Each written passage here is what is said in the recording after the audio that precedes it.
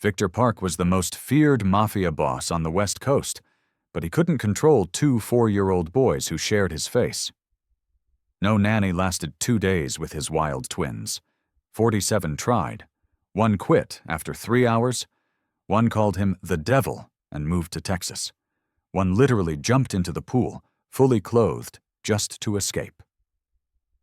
Then a homeless black woman made the boys lunch, and everything changed. So what did Josie Banks see that 47 professionals missed? Jax and Leo Park weren't just difficult.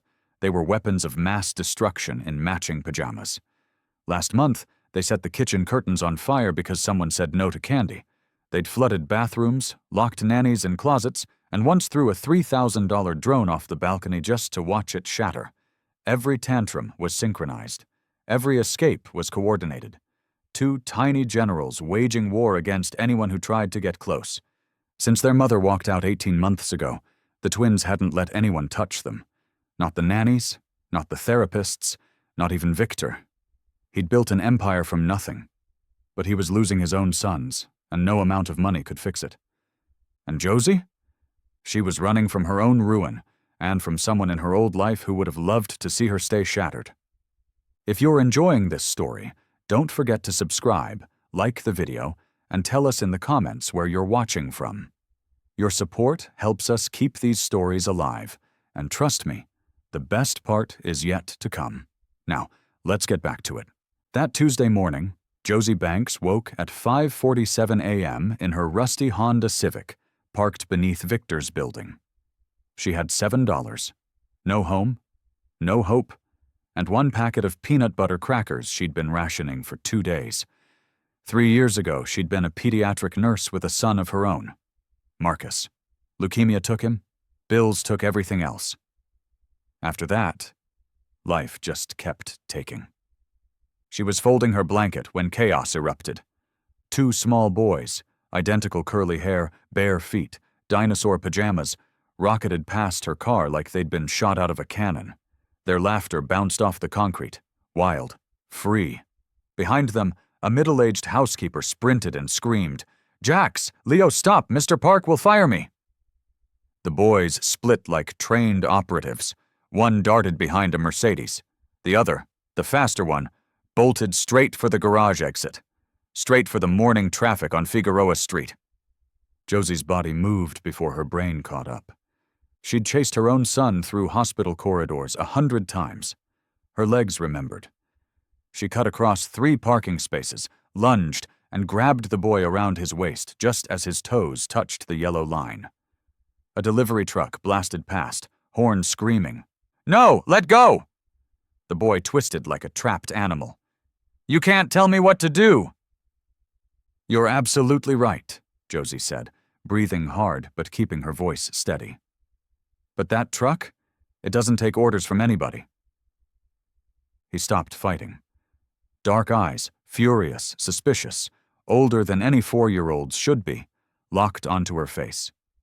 "Who are you?" "Josie. Who are you?" "Jax." He said it like a threat. "That's my brother Leo. We're running away to live with wolves." "Wolves are solid, but they don't share food." Josie set him down carefully, keeping one hand on his shoulder. "You eaten today?" Jax's jaw tightened. He didn't answer. He didn't have to. The housekeeper had caught Leo by then, dragging him back.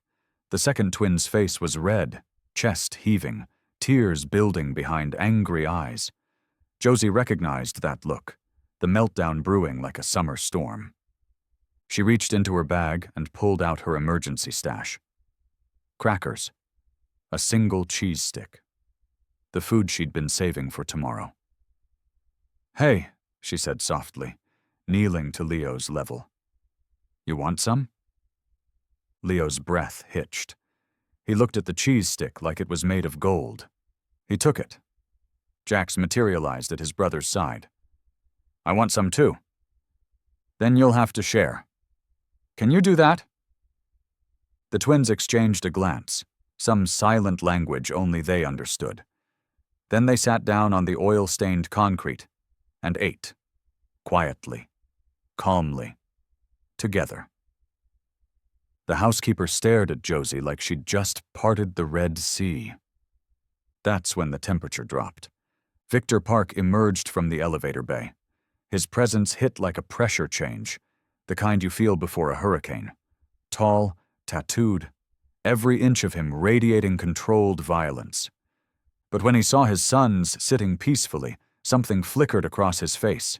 Confusion, suspicion, and underneath it, desperate, exhausted hope. "You," he said. "What did you do?" Josie stood slowly. "I fed them." Victor stared at her for a long moment. "I'll pay you $5,000 a week, room included. Start now." Josie looked at the twins. They were watching her, waiting. She had $7 and nowhere to sleep tonight. "I'm in." The elevator opened into a war zone. Victor Park's penthouse was stunning. Floor-to-ceiling windows overlooking Los Angeles, marble floors, furniture that cost more than Josie's entire former life. But every surface told a story of destruction. Crayon murals covered the white walls. A chandelier hung crooked, one arm snapped clean off. Cereal was scattered across the kitchen island like confetti after a parade nobody wanted. "The boys' wing is down the hall," the housekeeper muttered, already backing towards the elevator. "Good luck. You'll need it." She was gone before Josie could respond. Josie found the twins in their playroom, if you could call it that. Toys lay dismembered across the floor. A stuffed elephant had been decapitated. Marker drawings covered every reachable surface, most of them depicting what looked like houses on fire. Jax stood on a chair, arms crossed, chin raised, the general surveying his kingdom. Leo sat in the corner, quieter, watching Josie with those two old eyes, calculating, waiting. "You're the new one," Jax announced. "You won't last. Nobody lasts." "Maybe," Josie said calmly, "but I'm here now. So what do you want to do?" "We want you to leave." Day one lived up to its reputation. By noon, Josie had flour in her hair, her shirt, her ears. The twins had ambushed her in the kitchen, a coordinated attack that left the room looking like a snowstorm had passed through. She didn't yell. She wiped her face and started cleaning. By 3 p.m., Leo had drawn a mural on her bedroom wall. Permanent marker. A woman with X's for eyes and the words, "Go away," in wobbly letters. Josie studied it for a moment, then handed him a wet wipe for his ink-stained fingers. By dinner, the real battle began. By dinner, the private chef served organic salmon, quinoa, roasted vegetables. The twins took one look and started screaming. "I'm not eating that! It's gross! It smells like feet!" The chef looked at Josie with hollow eyes. "This happens every night. Every single night." Josie watched the boys, their clenched fists, their trembling chins. This wasn't defiance. This was desperation wearing a mask. She knelt down to their level. "Hey," she said softly. "What do you actually want to eat?" The twins exchanged a glance. That silent twin language again. "Peanut butter sandwiches," Leo whispered. It was the first time he'd spoken directly to her. "With the crusts cut off?" "Done." 10 minutes later, Josie set 2 plates on the table. Simple sandwiches. Triangles. No crusts. The boys ate every bite. In silence, no screaming, no throwing, just 2 hungry kids finally getting what they needed. From the doorway, Victor Park stood frozen. His coffee cup hovered halfway to his lips, steam curling into nothing. He'd spent 6 months and hundreds of thousands of dollars on specialists.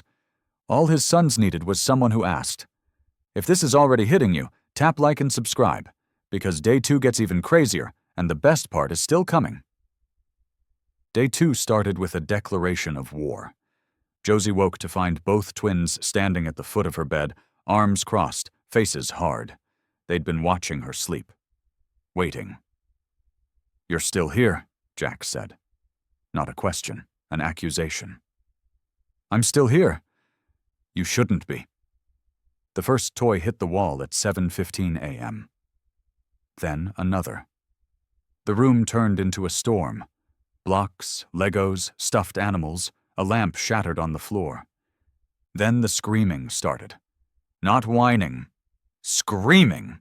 Raw. Synchronized. We hate you! Leave like everyone else. The housekeeper hovered, pale. Should I call Mr. Park? The last nanny quit during one of these, just walked out. Josie shook her head. Then she sat down on the floor. Right there in the mess. Legs crossed. Calm. The twins faltered. This wasn't in their script. Didn't you hear me? Go away. I heard you, Josie said quietly, but I'm not going anywhere. Yes, you are. Everyone goes. There it was. The real wound. I'm not everyone, Josie said. You can throw whatever you want. I'll still be here when you're done. Jax threw a block. It bounced inches from her head. Still here? Leo threw a stuffed bear. It landed in her lap. Still here. 20 minutes later, screaming turned into sobs. Sobs into hiccups. Hiccups into silence. Leo crawled across the debris and climbed into her lap. Shaking. Jax held out longer, then broke and wedged himself against her side. She wrapped them up without a word. 2 hours later, that's how Victor found them. 3 bodies asleep on the floor. Destruction everywhere. Peace at the center. His throat bobbed like he was swallowing something sharp. The trial, Josie whispered. Did I pass? Victor's voice came out rough. Stay as long as you can. The scream came at 2:47 a.m. Josie was out of bed before her eyes fully opened. 3 years of hospital night shifts had rewired her brain. Emergencies didn't wait for consciousness. She found Leo tangled in his sheets, chest heaving, lips turning blue. His small hands clawed at his throat. Wheezing gasps barely moved air. A nightmare had triggered something far worse. Leo, look at me. Josie dropped to her knees beside his bed, fingers already checking his pulse. Racing. Weak. I need you to focus on my voice, okay? Just my voice. His terrified eyes locked onto hers. He couldn't speak. Could barely breathe. Josie scanned the room. Medication. There had to be medication somewhere. She spotted the nebulizer on his dresser. Still in the box. Price tag attached. Never used. She had it assembled in 40 seconds. Okay, baby, I'm going to sit you up now. It's going to help, I promise. She positioned him upright, back supported, shoulders relaxed, the exact angle to open compressed airways. The mask went over his face. The machine hummed to life. Breathe with me. Slow. In, out, in, out. You're doing so good. You're so brave. Jax appeared in the doorway, face white with terror. Is Leo dying? No, Josie said firmly. Leo is going to be just fine. I need you to be brave too, okay? Can you do that for your brother? Jax nodded, tears streaming silently down his cheeks. The minutes stretched like hours, but slowly, agonizingly slowly, Leo's breathing steadied. The blue faded from his lips. His small body stopped trembling. By the time Victor burst through the door, the crisis had passed. He stood frozen, taking in the scene. Josie on the bed, Leo curled against her chest, Jax pressed into her side, the nebulizer still humming quietly. What happened? His voice was sharp, controlled, terrified underneath. Asthma attack, triggered by a nightmare. Josie stroked Leo's hair gently. He's okay now. Victor's eyes narrowed. How did you know what to do? The positioning, the nebulizer. You moved like a nurse? Josie met his gaze. Because I was one. Pediatric ICU, 7 years. The silence that followed was heavy. Then why were you sleeping in a parking garage? Josie's hand stilled on Leo's head. She'd known this question would come eventually. She just hadn't prepared for how much it would hurt. I had a son, she said quietly. Marcus. He was 6 when the leukemia took him. The medical bills took everything else. My savings, my house, my marriage. She paused. My will to keep going. Victor didn't move, didn't speak. But something shifted behind his eyes, ice cracking, walls crumbling. Their mother, he finally said. She didn't die, she left, 18 months old, and she decided freedom mattered more than them. His jaw tightened. They've been waiting for everyone to leave ever since. 2 broken people, 4 broken hearts, 1 kitchen floor at 3 a.m. I'm not leaving, Josie whispered. Victor looked at his sons, peaceful for the first time in months. I know. The transformation didn't happen overnight. It happened in small moments, ordinary miracles that added up to something extraordinary. Josie started with structure, the thing these boys had never known. Breakfast at 7:30, lunch at noon, dinner at 6, bedtime at 8, no exceptions. At first, the twins resisted. Jax called her bossy. Leo sulked in corners. But Josie held the line with calm, unshakable consistency. And somewhere around week 2, something shifted. Jax stopped fighting bedtime. Leo started asking what was for dinner instead of screaming about it.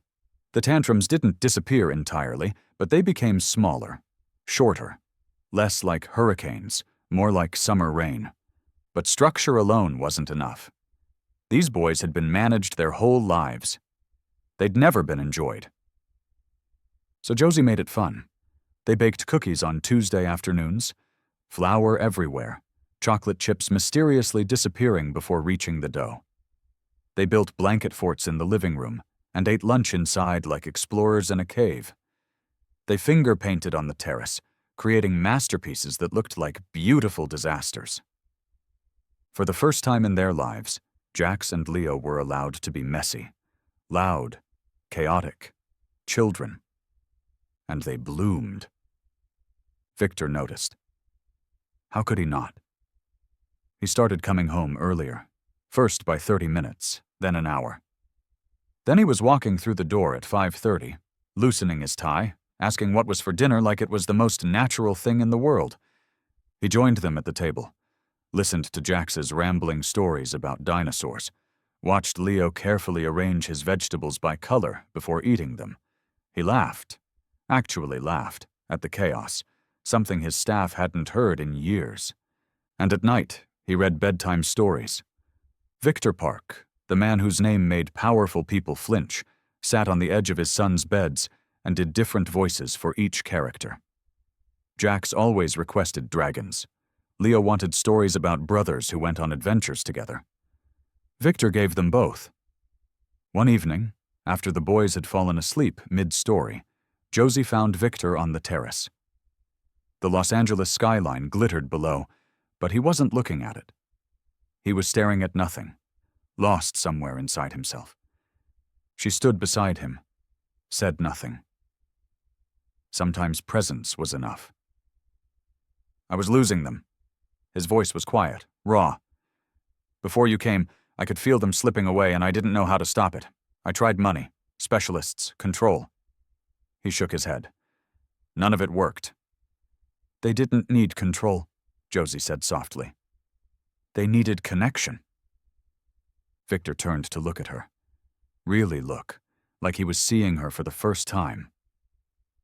You didn't just save my sons, Josie. His voice cracked on her name. You saved me. The space between them disappeared. His hand found her jaw.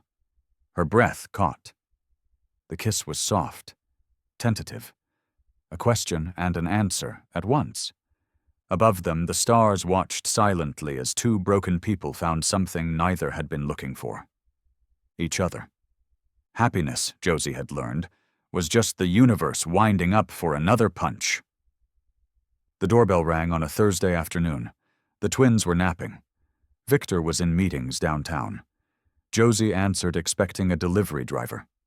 Instead, she found a ghost. Dr. Richard Whitmore stood in the doorway. Silver hair perfectly styled, expensive suit, the same cold smile she remembered from 3 years ago. The man who'd destroyed her life without breaking a sweat. Josephine. He said her name like he owned it. You're a difficult woman to find. Josie's blood turned to ice. How did you track you down? He stepped inside without invitation, surveying the penthouse with obvious interest. You're living with Victor Park now. The Victor Park. Imagine my surprise when your face popped up in a society photo. The mysterious woman with the infamous twins. His smile sharpened. You've done well for yourself. Considering. Get out! I don't think so. Whitmore reached into his jacket and produced a manila folder. You remember these, don't you? The documentation proving you embezzled $40,000 from the hospital pharmacy fund? Josie's hands trembled. I never stole anything. You framed me to cover your own... Careful. His voice went soft. Dangerous. You have no proof of that. I have plenty of proof against you. Police reports, financial records, witness statements. He set the folder on the marble counter. Now, I've kept this quiet out of professional courtesy. But if you don't cooperate, things change. What do you want? Your silence and your disappearance. Whitmore straightened his tie. You see, I've recently learned you're the primary caretaker for Mr. Park's children. It would be a shame if Child Protective Services received an anonymous tip about a convicted thief caring for vulnerable minors. The documentation alone would trigger an investigation. Emergency removal, probably. Foster care until the courts sort it out. The room spun. Josie gripped the counter to stay upright. You'd destroy 2 innocent children to protect yourself? I'd do what's necessary. Whitmore moved towards the door. You have 24 hours. Disappear quietly, keep your mouth shut about what you think you know, and this folder stays closed. Stay, and I burn down everything you've built, including those little boys. The door clicked shut behind him. Josie stood frozen in the silence, her new life crumbling around her like ash. That night, she packed her single bag in the dark, the same bag she'd arrived with, the same nothing she'd always had. She looked around the room that had started to feel like home. Thought about Jax's laugh and Leo's quiet trust. Thought about Victor's kiss under the stars. Thought about what they'd lose if she stayed. CPS investigations, court battles. The twins ripped away from the only stability they'd ever known. Because of her. She couldn't do that to them. She loved them too much. Josie zipped her bag and wiped her tears. Sometimes protecting people meant leaving them. Josie moved through the darkness like a thief stealing from herself. She folded her few clothes silently. The shirt she'd worn when she made the twins their first sandwiches. The sweater Leo had spilled juice on and cried about for 20 minutes until she'd promised it was okay. Small things. Ordinary things. Things that meant everything. Her hand hovered over the photo on her nightstand. The 4 of them at the zoo last week. Jax on Victor's shoulders, Leo holding her hand, everyone smiling like a real family. She left it behind. Some things were too heavy to carry. Josie was almost to the door when she heard the footsteps. Small, uneven. The shuffle of children who should have been sleeping. She turned. Jax and Leo stood in the hallway, pajamas rumpled, eyes wide with a terror that went bone deep. They stared at the bag in her hand like it was a weapon pointed at their hearts. Where are you going? Jax's voice was barely a whisper. No defiance, no attitude, just a little boy who already knew the answer. Josie's throat closed. I have to go, sweetheart. It's complicated. No. Leo shook his head frantically. No, no, no. It's not because of you. I need you to understand that. You didn't do anything wrong. Yes, we did! Jax screamed, tears exploding down his face. We were bad. We threw things and screamed and said we hated you. We're sorry, please don't go. Leo crumpled to the floor, sobbing so hard his whole body shook. Don't leave like Mommy did. Please, please don't leave like Mommy. Josie's bag hit the ground. We'll be good, Jax choked out, grabbing her hand with both of his. We promise we'll be good. We'll eat everything. We won't scream anymore. We'll do whatever you say. Just please, please don't leave us. Something shattered inside Josie's chest. Every wall, every defense, every reason she'd convinced herself this was the right thing to do. She dropped to her knees and pulled both boys into her arms, holding them so tight she could feel their hearts hammering against her own. I'm not leaving, she whispered fiercely. I'm not leaving. I'm right here. I've got you. Promise? Leo's voice was muffled against her shoulder. I promise. I'm not going anywhere. Then why is your bag packed? Victor's voice cut through the darkness. He stood in the doorway, face unreadable, eyes taking in the scene. His sons sobbing on the floor, Josie clutching them like a lifeline, the packed bag abandoned by the door. Tell me everything, he said quietly. Now. So she did. Whitmore. The frame job. The threats. The documentation that could trigger a CPS investigation and rip the twins away from everything they'd finally found. When she finished, the silence was suffocating. Then Victor spoke, and his voice was ice wrapped around fire. No one threatens my family. He pulled out his phone. It's time Dr. Whitmore learns who he's dealing with. Victor Park didn't get angry. He got even. Within 6 hours of Josie's confession, 3 forensic accountants were pulling apart 10 years of hospital financial records.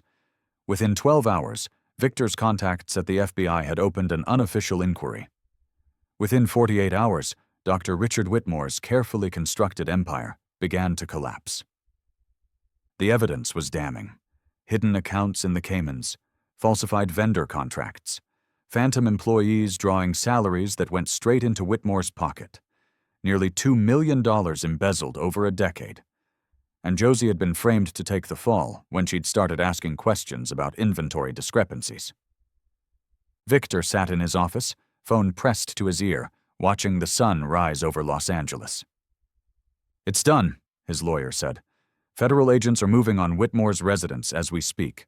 The hospital board has been notified. They're cooperating fully to avoid liability. And Josie's record? Expunged by end of week. Every charge, every accusation. Gone.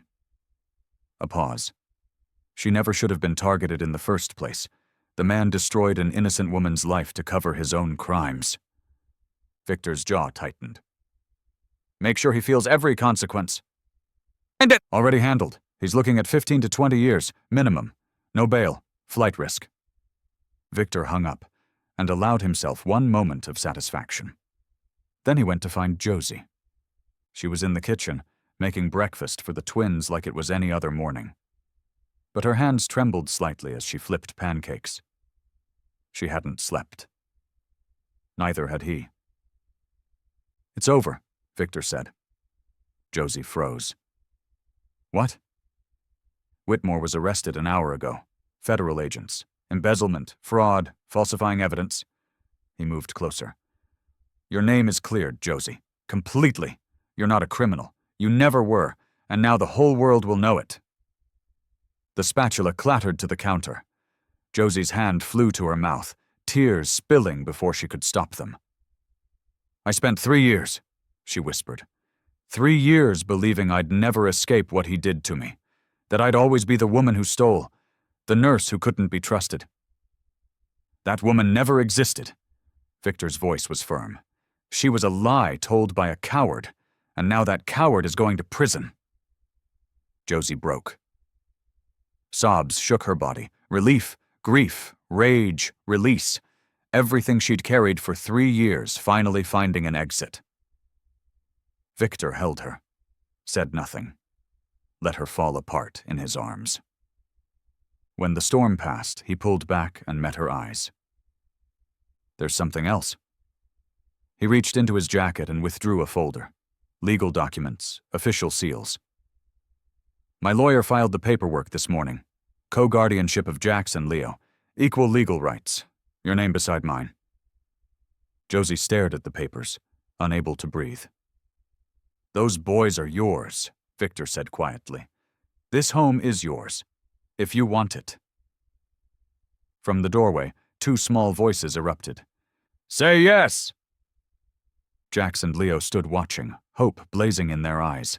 Josie laughed through her tears. Yes. 6 months later, the kitchen still looked like a war zone. But now it was a war zone filled with laughter. Flour dusted every surface. Orange juice pooled across the marble counter where Leo had knocked over his glass, reaching for chocolate chips. Jax stood on a step stool, helping mix pancake batter with more enthusiasm than technique. Half the batter was on his face. The other half was somehow on the ceiling. Josie didn't mind. She'd learned that love was messy, family was chaos, and perfection was overrated. More chocolate chips, Jax demanded. You've already added 3 handfuls. 4 is better. 4 is the best number, because there's 4 of us. Josie's heart squeezed. 4 of us, like it was the most obvious thing in the world. Victor stood at the stove, flipping pancakes with surprising skill for a man who'd once had a private chef handle every meal. He'd changed in 6 months, softer around the edges, quicker to smile. He came home for dinner every night now, no exceptions. Business could wait, family couldn't. All right, everyone sit, Josie announced. Pancakes are ready. The boys scrambled to the table, elbowing each other for the seat closest to the syrup. Victor set down the plates, golden stacks topped with whipped cream and strawberries. But when he placed Josie's plate in front of her, something glinted inside the top pancake. Josie frowned. What? Then Victor dropped to one knee. The kitchen went silent. Even the twins stopped fighting over syrup. Josie Banks. Victor's voice was steady, but his eyes were bright with emotion. You walked into my life with nothing but a bag and a packet of crackers. You saved my sons when 47 people couldn't. You saved me when I didn't even know I needed saving. He pulled the ring from the pancake. A simple diamond, elegant, perfect. I don't deserve you, but I'm selfish enough to ask anyway. His voice cracked. Will you marry me? Josie couldn't breathe, couldn't think, could only feel. Joy so overwhelming it hurt. Yes, she whispered, then louder, laughing through tears. Yes, 1,000 times yes. Victor slid the ring onto her finger and kissed her while the twins erupted into chaos. She said yes. Dad, she said yes. Then Leo tugged on Josie's sleeve, his voice suddenly small.